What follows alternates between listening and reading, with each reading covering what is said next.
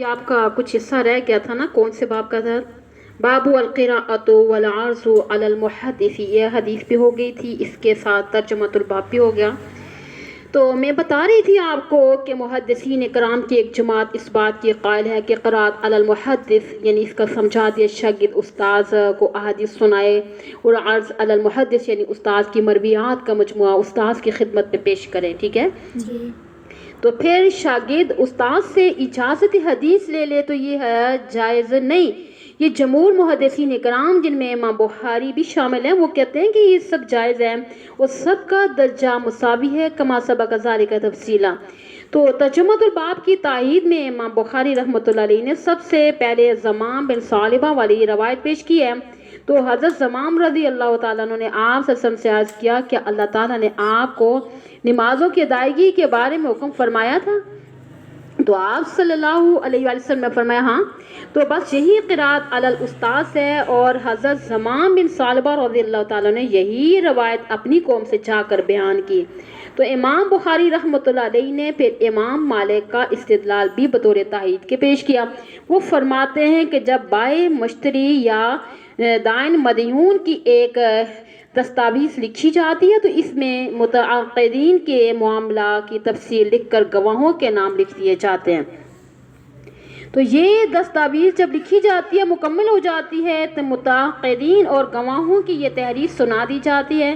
تو متعاقدین اور گواہ اپنی زبان سے کچھ نہیں سناتے، اگر کبھی عدالت میں ان کی ضرورت پیش آئے تو وہ کہتے ہیں نا جی واقعی فلاں نے ہمیں گواہ بنایا تھا، لہٰذا ہم فلاں کے بارے میں گواہی دیتے ہیں۔ جب شرعی عدالت ان کی گواہی معتبر سمجھتی ہے تو قراءت علی الاستاذ بھی معتبر ہوگی۔ اتنی سمجھ آ گئی جی۔ تو بہرحال نیز حافظ ابن حجر رحمۃ اللہ علیہ نے فرمایا کہ امام مالک نے قراءت حدیث کو قراءت قرآن پر بھی قیاس کیا، اور ایک شخص استاذ کو قرآن کریم پڑھ کر سناتا ہے تو پھر کہا کرتا ہے نا کہ فلاں استاذ نے مجھے قرآن مجید پڑھایا ہے، حالانکہ استاذ نے صرف سنا تھا۔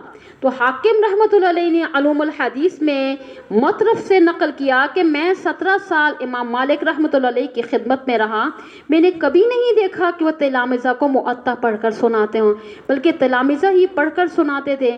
تو امام مالک رحمۃ اللہ علیہ ان لوگوں پر سخت نکیر کرتے تھے جو روایت حدیث کے سلسلے میں سماع من الشیخ کے سوائر طریقے کو یعنی کہ غیر معتبر کہتے ہیں۔ تو فرماتے تھے نا کہ حدیث میں دوسرے طریقے کیونکہ غیر معتبر ہو سکتے ہیں جبکہ وہ قرآن مجید میں معتبر مانے گئے ہیں۔ تو حضرت کشمیری رحمۃ اللہ علیہ فرماتے ہیں نا یہ شرف امام محمد کو حاصل ہوا ہے، اور امام مالک نے احادیث معطا کی قراءت فرمائی تھی، وہ امام محمد نے ان کا سماع کیا۔ تو امام مالک رحمۃ اللہ علیہ کے تعامل سے بھی سمجھا گیا نا کہ وہ عرض و قراءت کو بعض وجہ سے راجح سمجھتے ہیں، اور امام ابو حنیفہ رحمۃ اللہ علیہ سے بھی ایک قول اسی طرح کا ہے، اور دوسرے قول سے دونوں طریقوں کی مساوات معلوم ہوتی ہے۔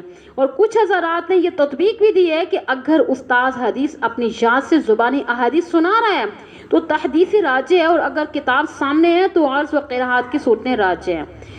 چلتے ہیں آگے، یہ بڑی خاص باتیں تھی لیکن آدھی رہ گئی ہیں، بہرحال اس کو پارٹ 2 میں کر دیجئے گا۔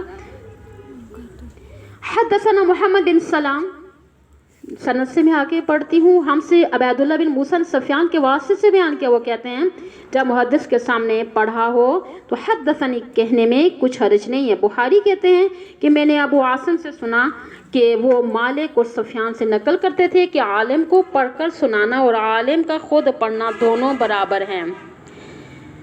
اب تشریح دیکھیے اس حدیث کی کہ حدیث کی روایت کے 2 طریقے رائج ہیں نا، ایک یہ ہے کہ استاد پڑھے اور شاگرد سنے، اور دوسرا کون سا؟ شاگرد پڑھے اور استاد جہاں سنے۔ امام بخاری نے دونوں طریقوں کی طرف اشارہ کر دیا کہ بعض محدثین کے نزدیک پہلا طریقہ بہتر ہے اور بعض کے نزدیک دوسرا ہے۔ حدیث حدثنا عبداللہ بن یوسف الآخر، وہ کہتے ہیں کہ ہم نے نبی اکرم صلی اللہ علیہ وآلہ وسلم کے ساتھ مسجد میں بیٹھے ہوئے تھے تو ایک شخص اونٹ پر سوار ہو کر آیا اور اسے مسجد کے احاطے میں بٹھا دیا، پھر اسے رسی سے باندھ دیا۔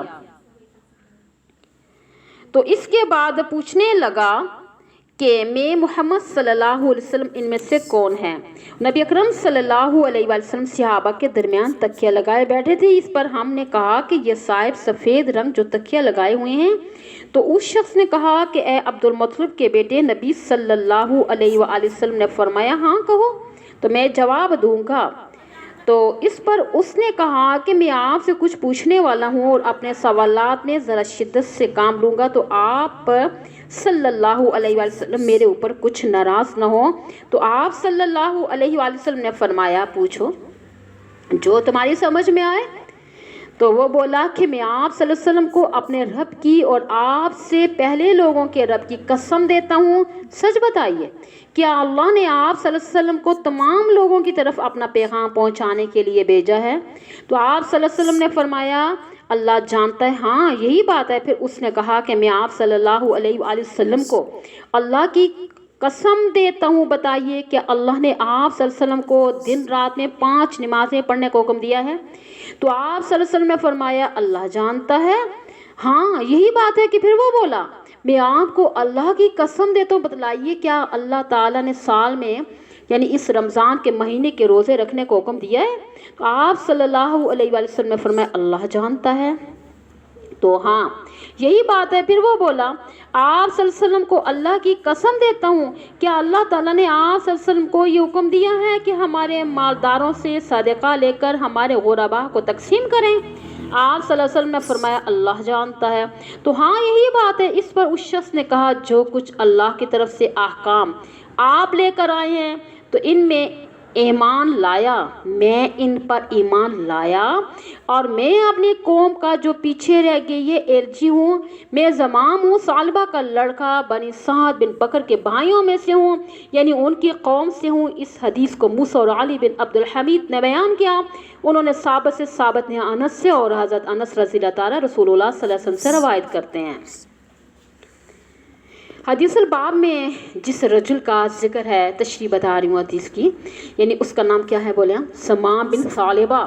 واقعی کہتے ہیں کہ اس کی آمد 5 ہجری میں ہوئی، اور قرطبی کا ایک قول 6 ہجری میں ہوا، اور علامہ ابن البر رحمۃ اللہ علیہ نے بعض حضرات سے نقل کیا کہ اس کی آمد 7 ہجری میں ہوئی، چونکہ یہاں پہ ابن اسحاق رحمۃ اللہ علیہ اور ابو عبیدہ کہتے ہیں کہ اس کی آمد 9 ہجری میں ہوئی، واللہ عالم۔ ٹھیک ہے، تو حضرت زمام بن ثعلبہ رضی اللہ تعالیٰ عنہ کی حاضری حالت اسلام میں ہوئی یا حالت کفر میں؟ سوال ہے نا۔ تو امام بخاری رحمۃ اللہ علیہ، امام حاکم کی رائے ہے کہ وہ پہلے ہی مسلمان ہو چکے تھے، اور قاضی عیاض رحمۃ اللہ علیہ نے اسی کو ترجیح دی ہے، جبکہ بعض حضرات کی رائے ہے کہ جب بارگاہ نبی صلی اللہ علیہ وسلم پر حاضر ہوئے تو اس وقت مسلمان نہیں تھے، اور آپ کی تعلیمات سے جب آگاہی ہوئی تو پھر مسلمان ہوئے۔ تو امام قرطبی رحمۃ اللہ علیہ نے اسی رائے کو ترجیح دی ہے۔ حدثنا موسیٰ بن اسماعیل الآخر، انہوں نے فرمایا کہ ہم کو قرآن میں اس کی ممنوعات کر دی گئی ہے، اور رسول اللہ صلی اللہ علیہ وآلہ وسلم سے بار بار سوال کرے، اور ہماری یہ خواہش رہتی تھی کوئی جنگل کا رہنے والا بدو آ کر آپ صلی اللہ علیہ وسلم سے سوال کرو اور ہم آپ صلی اللہ علیہ وسلم کا جواب سنیں۔ تو ایک دن ایک بادیہ نشین آیا، اور اس نے آ کے کہا کہ ہمارے پاس آپ صلی اللہ علیہ وسلم کا قاصد پہنچا تھا، اس نے ہمیں بتلایا کہ آپ صلی اللہ علیہ وسلم اس بات کے مدعی ہیں کہ یقیناً آپ صلی اللہ علیہ وسلم کو اللہ بزرگ و برتر نے پیغمبر بنا کر بھیجا ہے۔ تو آپ صلی اللہ علیہ وسلم نے فرمایا کہ اس نے سچ کہا، اور اس شخص نے پوچھا کہ اچھا آسمان کس نے پیدا کیا؟ آپ صلی اللہ علیہ وسلم نے فرمایا اللہ تعالیٰ نے۔ وہ بولا کہ اچھا زمین اور پہاڑ کس نے بنائے؟ آپ صلی اللہ علیہ وسلم نے فرمایا اللہ تعالیٰ نے۔ اس نے کہا کہ اچھا پہاڑوں میں اتنے منافع کس نے رکھے؟ تو آپ نے فرمایا اللہ نے۔ اس کے بعد وہ کہنے لگا تو اس ذات کی قسم جس نے آسمان اور زمین کو پیدا کیا، پہاڑوں کو قائم کیا، اس میں نفع کی چیزیں رکھی، کیا اللہ نے آپ صلی اللہ علیہ وسلم کو بھیجا ہے؟ تو آپ صلی اللہ علیہ وآلہ وسلم نے فرمایا ہاں۔ تب اس نے کہا کہ آپ صلی اللہ علیہ وسلم کے قاصد نے ہمیں بتایا کہ ہم پہ 5 نمازیں اور اپنے مال کی زکوٰۃ نکالنا فرض ہے۔ تو آپ صلی اللہ علیہ وسلم نے فرمایا اس نے سچ کہا۔ پھر وہ بولا اس ذات کی قسم کہ جس نے آپ صلی اللہ علیہ وسلم کو نبی بنا کر بھیجا ہے، کیا اس نے آپ صلی اللہ علیہ وسلم کو یہ حکم دیا ہے؟ کہ آپ صلی اللہ علیہ وسلم نے فرمایا ہاں۔ پھر وہ بولا آپ صلی اللہ علیہ وسلم کے قاصد نے ہمیں بتایا کہ سال بھر میں 1 ماہ کے روزے ہم پر فرض ہیں۔ تو آپ صلی اللہ علیہ وسلم نے فرمایا اس نے سچ کہا۔ پھر وہ بولا کہ آپ کے قاصد نے ہمیں بتایا کہ ہمارے اوپر حج فرض ہے بشرطے کہ ہمیں بیت اللہ تک پہنچنے کی سکت ہو۔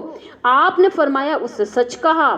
پھر بعد میں کہنے لگا کہ اس ذات کی قسم کہ جس نے آپ کو بھیجا ہے، کہ اللہ نے آپ کو اس کا حکم دیا ہے؟ تو آپ صلی اللہ علیہ وسلم نے فرمایا ہاں۔ تب وہ کہنے لگا اس ذات کی قسم کہ جس نے آپ صلی اللہ علیہ وآلہ وسلم کو حق کے ساتھ بھیجا ہے، میں ان احکامات پہ نہ کچھ زیادہ کروں گا اور نہ کم۔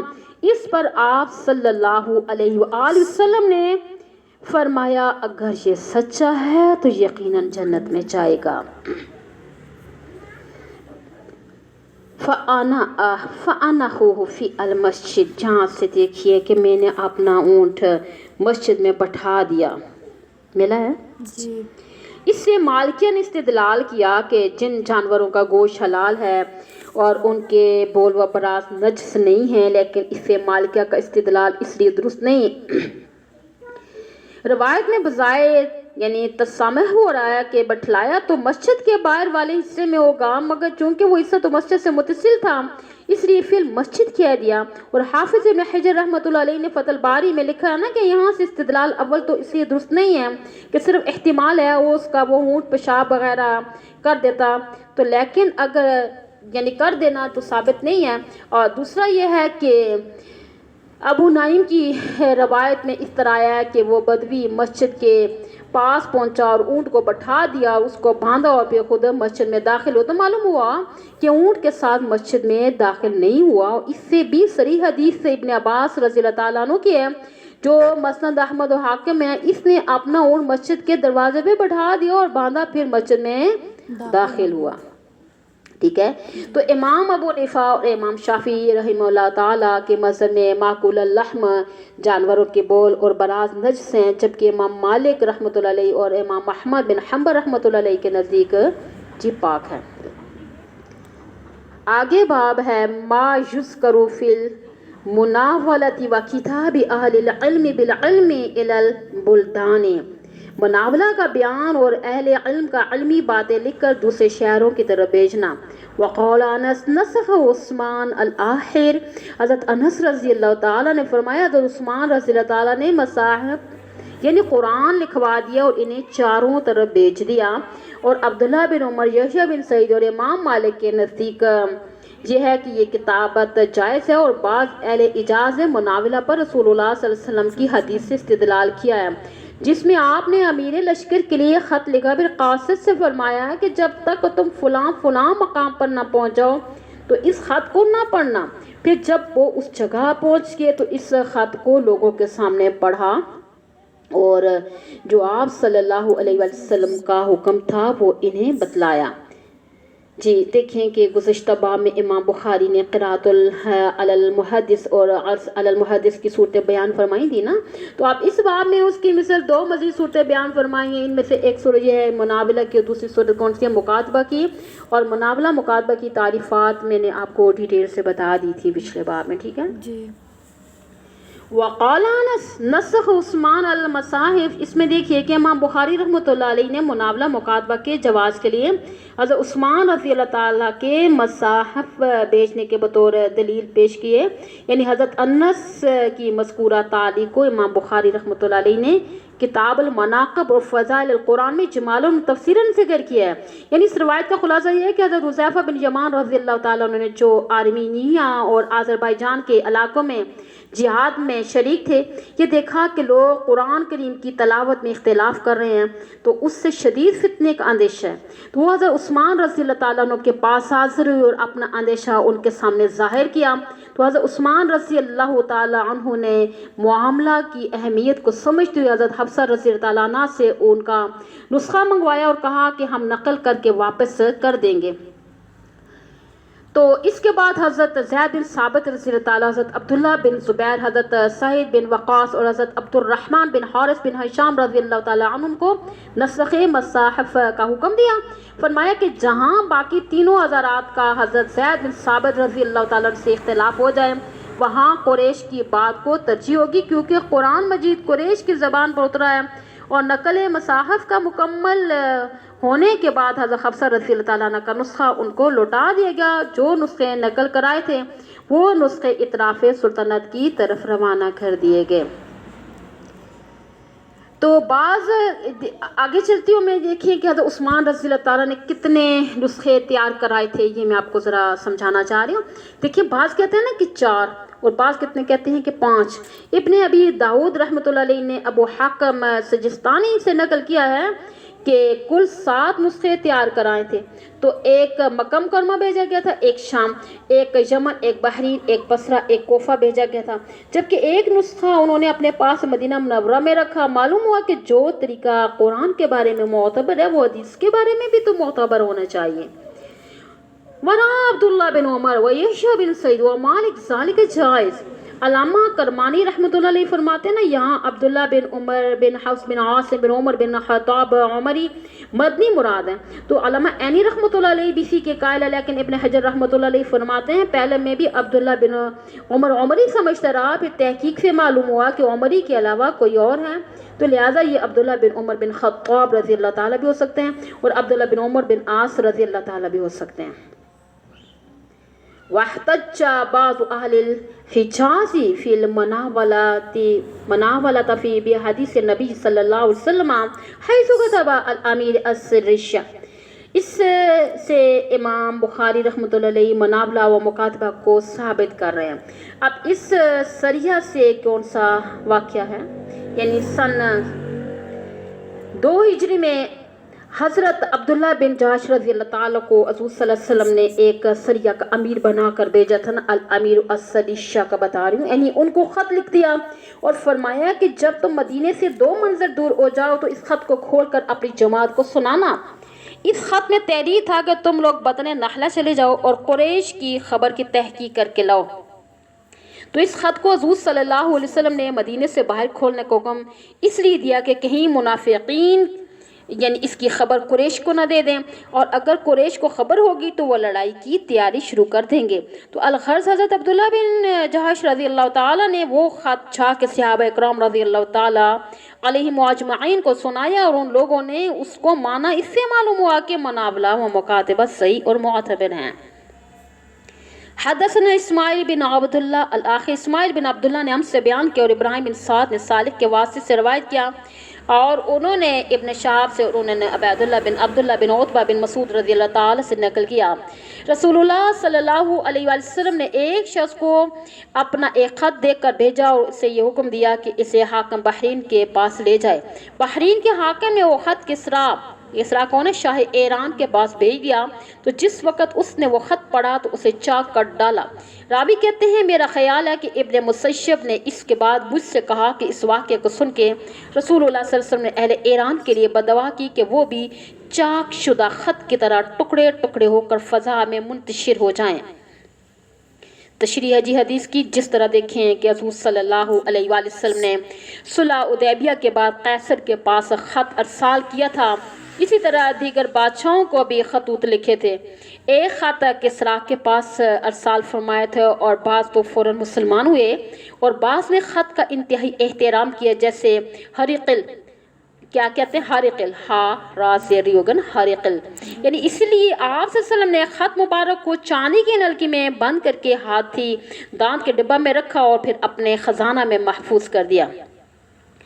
تو اس کے بالمقابل کسریٰ نے خط مبارک کے ساتھ سخت بے ادبی کی اور اس کو پھاڑ ڈالا۔ تو حضور اکرم صلی اللہ علیہ وآلہ وسلم کو جب اس بات کا علم ہوا، آپ نے بددعا فرمایا کہ اللہ اس کی سلطنت کے ٹکڑے ٹکڑے کر دے۔ بہت جلد کسریٰ کو اس کے بیٹے نے قتل کر دیا اور اس کے بعد دیگرے اس ملک کے 14 بادشاہ قتل ہوئے اور پھر عہد فاروقی میں یہ ملک فتح ہو کر اسلامی سلطنت میں شامل ہوا۔ یاد رکھیے جی.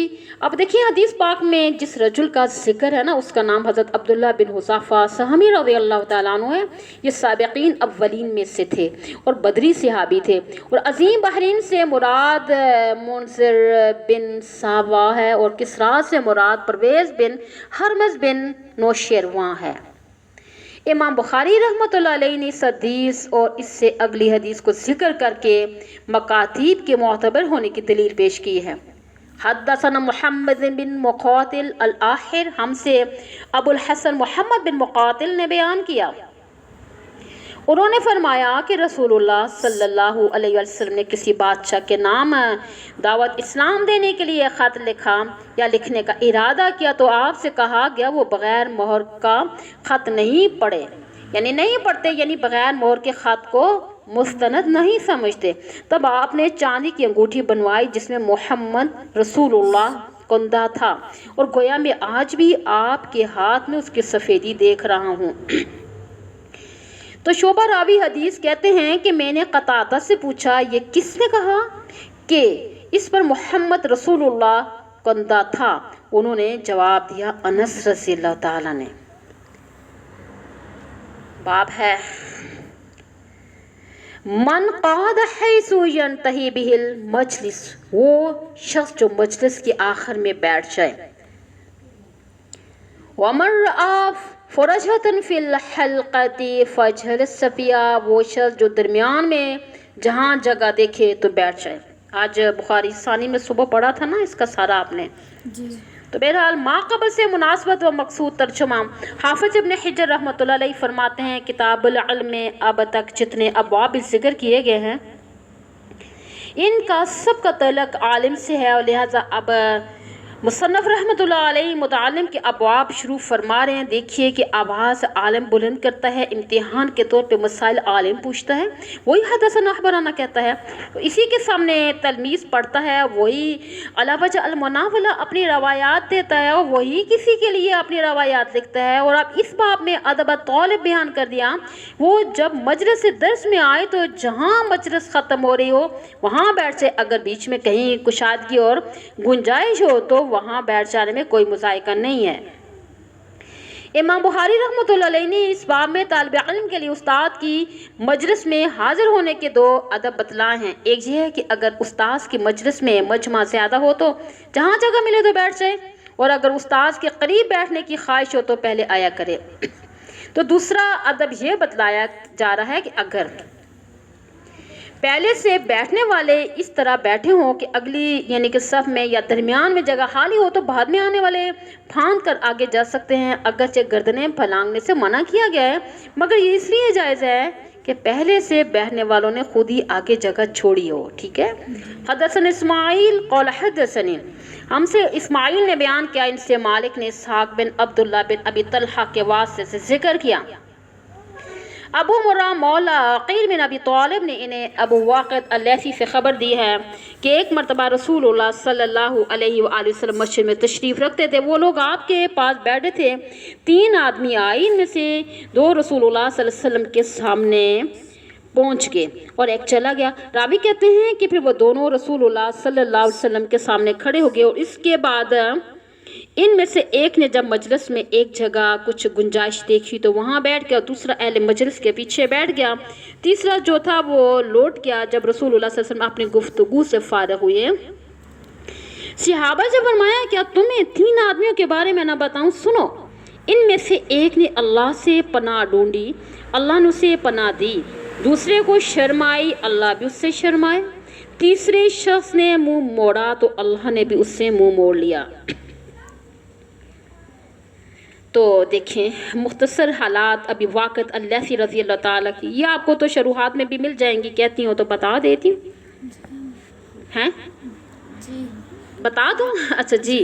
یہ مشہور صحابہ میں سے ہیں، ان کا نام کے بارے میں اختلاف ہے کہ حارث بن مالک رضی اللہ تعالیٰ، حارث بن عوف رضی اللہ تعالیٰ، یہ جو ہے عوف بن الحارث رضی اللہ تعالیٰ کے 3 اقوال ملتے ہیں کہ اپنی کنیت ابو واقد سے مشہور ہے. امام بخاری ابن حبان جو ہے نا ان کو اصحاب بدر میں شمار کرتے ہیں، جبکہ بعض دیگر حضرات کہتے ہیں یہ فتح مکہ کے موقع پر مسلمان ہوئے، اور ان سے کل 24 روایات مروی ہیں اور 68 हिजरी में उनकी वफ़ात हुई थी। सही कौल के मुताबिक उनकी उम्र 85 साल थी। अब तशरीह बताना चाह रही हूँ कि देखिए हदीस पाक में हज़ूर सल्लल्लाहु अलैहि वसल्लम की एक मजलिस मुबारक का जिक्र हुआ। तो आप सल्लल्लाहु अलैहि वसल्लम मस्जिद में सहाबा इकराम रज़ी अल्लाह ताला अन्हुम के साथ तशरीफ़ फरमा थे। कुछ आप भी थक गई हैं? थकी तो नहीं है? नहीं बजे मैं भी सुबह का पीरियड ले रही हूँ 8 बजे का। तो चलिए अल्लाह रहम करे। क्या बता रही थी कि आप सल्लल्लाहु अलैहि वसल्लम मस्जिद में सहाबा इकराम रज़ी अल्लाह ताला अन्हुम के साथ तशरीफ़ फरमा थे और 3 शख्स वहाँ आए और इनमें से 2 तो मजलिस की तरफ आ गए, देख रही है ना। जी फिर इनमें से 2 में से एक तो हल्का मजलिस में पहुंच गया तो हज़ूर अकरम सल्लल्लाहु अलैहि वसल्लम से करीब होकर यानी इरशादात से मुस्तफ़ीद हुआ और इसका दूसरा साथी लोगों के पीछे एक किनारे पर बैठा और मुस्तफ़ीद हुआ और तीसरे आदमी ने इस मुबारक मजलिस की कोई अहमियत ही ना समझी और मुंह मोड़कर वहाँ से चला गया। तो हज़ूर सल्लल्लाहु अलैहि वसल्लम ने इख्तिताम मजलिस में इरशाद फरमाया कि यानी इनमें से एक अल्लाह की तरफ माइल हुआ, अल्लाह ने उसको जगह दी यानी उसे सवाब अता फरमाया। वामल आखिर फस्तहया अल्लाह मेनू यानी दूसरे ने शर्म की तो अल्लाह ने भी उसके साथ शर्म का मुआमला किया। देखिए जुमले के मतलब में उलमा के 2 कौल है ना। एक तो यह है कि अव्वल ने आकर आगे मजलिस में जगह देखी और आगे बढ़कर बैठ गया, मगर इसके दूसरे साथी को शर्म आई, वो वहीं पीछे ही बैठ गया तो अल्लाह ताला ने उसको दीनी महफिल का सवाब भी अता फरमा दिया और हया का सवाब भी अता किया। तो इस मतलब की सूरत में ये दूसरा सवाब में अव्वल से बढ़ गया था। तो दूसरा मतलब इस जुमले का यह है कि इस दूसरे आदमी का जी तो यही चाह रहा था ना कि वो भी चला जाए। अब जिस तरह तीसरा चला गया था मगर उसको शर्म आई कि हज़ूर सल्लल्लाहु अलैहि वसल्लम क्या फरमाएंगे, इसलिए शर्म की वजह से वो वहीं बैठ गया था। अब इस पर अल्लाह को भी शर्म आई कि चलो शर्मा कर ही सही मेरा बंदा दीनी मजलिस में बैठ तो गया, लिहाजा मैं उसको भी सवाब अता करूँ। अब इस मतलब की यानी कि सूरत में ये दूसरा आदमी सवाब में घट जाएगा इसलिए कि पहला आदमी बखुशी बैठा था और ये दूसरा आदमी शर्म के मारे बैठा था। तो आखिर में आप सरसर में फरमाया था ना वामा सालिसु फारस यानी फारस अल्लाह अन्हु यानी तीसरे शख्स ने मजलिस में बैठने से एराज़ किया तो अल्लाह ताला ने उससे एराज़ किया यानी उसे सवाब से महरूम कर दिया। बाप है कौल नबी सल्लल्लाहु अलैहि वसल्लम रुब्ब मुबल्लिगिन औआ मिन सामिइन रसूलुल्लाह सल्लल्लाहु अलैहि वसल्लम का इरशाद है बसा औकात वो शख्स जिसे हदीस पहुंचाई जाए बराह रास्त सुने यानी उससे ज़्यादा हदीस को याद रखता है। हाफिज़ कुतुबुद्दीन हलबी रहमतुल्लाह अलैहि ने फरमाया कि इस बाब का मकसद इस बात पर तंबीह है कि अगर हदीस पढ़ाने वाला गैर आरिफ गैर मुहक्किक हो लेकिन जो कुछ वो बयान कर रहा हो वो महफूज हो तो उसकी हदीस भी ली जा सकती है। हज़रत गंगवी रहमतुल्लाह अलैहि फरमाते हैं कि इस बाब में इस बात का रद्द करना मकसूद है कि जो मशहूर है कि शागिर्द उस्ताद से यानी कि इल्म में कमतरी हो और बाज़ मुहद्दिसीन फरमाते हैं कि इमाम बुखारी रहमतुल्लाह अलैहि इस बाब से तबलीग व तालीम की अहमियत बताना चाहते हैं कि जो कुछ तुम्हें इल्म हासिल हुआ है इसे दूसरों तक पहुंचा दो। अब उसका ख्याल मत करो कि इसे बराह रास्त सुनने वाले को कितना फ़ायदा पहुंचेगा और कितना नहीं पहुंचेगा, क्योंकि बसा औकात वो इल्मी बातें वास्ता दर वास्ता ऐसे लोगों तक भी पहुँच जाती हैं जो तुमसे भी ज़्यादा इनसे फ़ायदा हासिल करेंगे और उनको महफूज कर लेंगे। तो इससे ये भी मालूम हुआ कि बसा औकात शागिर्द उस्ताद से या मुरीद अपने शेख से बढ़ जाता है। ये तो भी आजमाई हुई बात है। हज़रत शाह साहब नूरुल्लाह उमर क़दा ने फरमाया ना कि इस तर्जुमा व हदीस बाब से अमर भी साबित हुआ कि मुमकिन है कि उम्मत में ऐसे लोग भी आएँ कि जो अहदीस रसूलुल्लाह सल्लल्लाहु अलैहि वसल्लम की हिफ्ज़ व निगहदाश्त में सहाबा इकराम से भी बढ़ जाएँ, क्योंकि मुखातब सहाबा इकराम रज़ियल्लाहु तआला अन्हुम है और बाद में आने वाले ताबिईन तबा ताबिईन वगैरह हैं। तो मगर ये एक जुज़वी फजीलत होगी, फजीलत कुल्ली जो है ना सहाबा इकराम के लिए ही मखसूस रहेगी। सहाबा इकराम ये हम नहीं मानते कि सहाबा इकराम की फजीलत से कोई ताबी या कोई आए तो वो बढ़ के हो सकता, सवाल ही नहीं पैदा होता। ये तो मैंने आपको हवाले दर हवाला बता दिया था, ये ऐसी बात कभी भी नहीं हो सकती। अगर आप किसी किताब में पढ़ लें कि सहाबा इकराम की कुल्ली फजीलत या जुज़वी फजीलत, नहीं, सवाल ही नहीं पैदा हो सकता कि सहाबा इकराम से कोई फजीलत में बढ़ सके।